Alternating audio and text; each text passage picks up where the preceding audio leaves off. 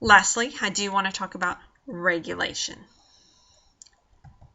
How much ATP do we get from glucose if oxygen is present? I am not talking about anaerobic respiration right now. I'm strictly talking about aerobic respiration. So from glycolysis, we get 2 ATP from substrate level phosphorylation. That's directly an enzyme taking a phosphate away from an intermediate, joining it to ADP. In the Krebs cycle, we get oxidation of pyruvate, and indirectly we get 2 ATP also from substrate level phosphorylation. And in the electron transport chain, due to oxidative phosphorylation of the electron carriers and chemiosmosis of ATP, we get about 26 to 28 ATP. This is going to give us a total about 30 to 32 ATP per glucose oxidation. Keep in mind that those electron carriers coming from glycolysis may lose a bit of energy as they come into the mitochondria. So we get about 3 ATP per NADH and around 2 ATP per FADH2. However, remember, with every energy transfer, there is some loss due to heat. You can think about this when you work out, when your body is metabolizing something, you're going to have an increase in temperature. Sometimes you may feel sweaty. So this is due to the increased metabolic processing going on. So which one is more efficient? Anaerobic respiration or aerobic respiration? Well, let's look at the differences.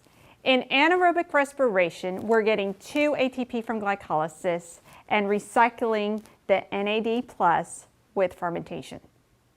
In aerobic respiration, we're getting the ATP from glycolysis, the 2 ATP from Krebs cycle, and the ATP from electron transport chain. That equals out to about 32 to 34 ATP. With organisms that strictly do anaerobic respiration or fermentation, they're going to have to stay small because they're producing less energy. Aerobic organisms are able to produce more energy for more cellular processes and thus are more efficient.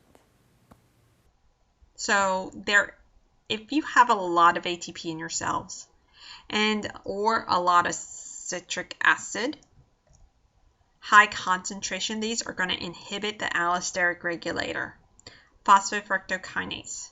This was that enzyme I circled back in the first phase of glycolysis. This is our allosteric enzyme.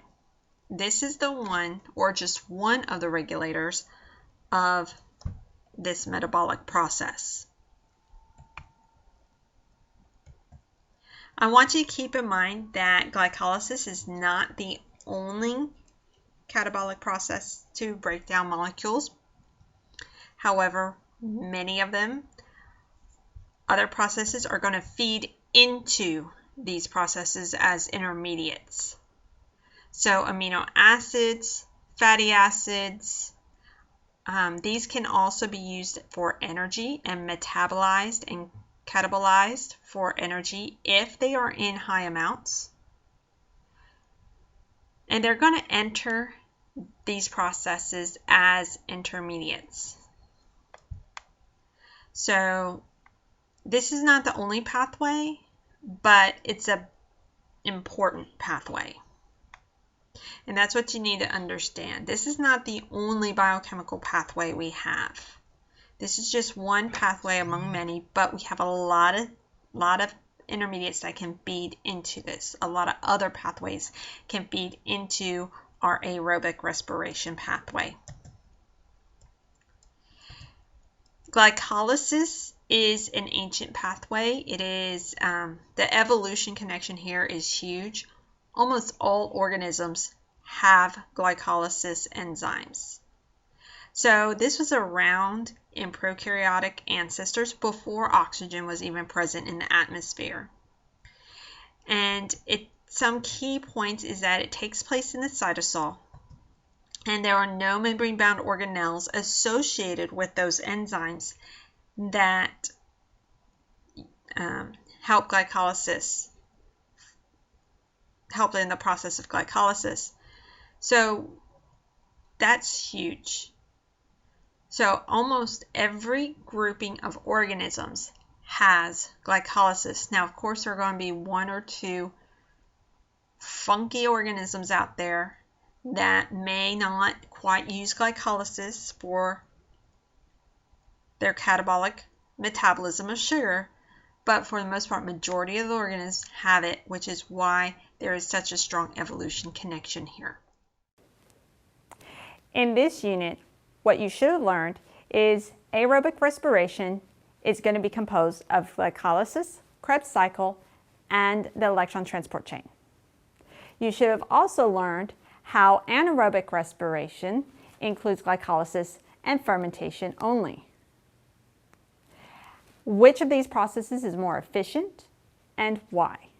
You should have also learned about how glycolysis is the oldest pathway because all organisms start with glycolysis.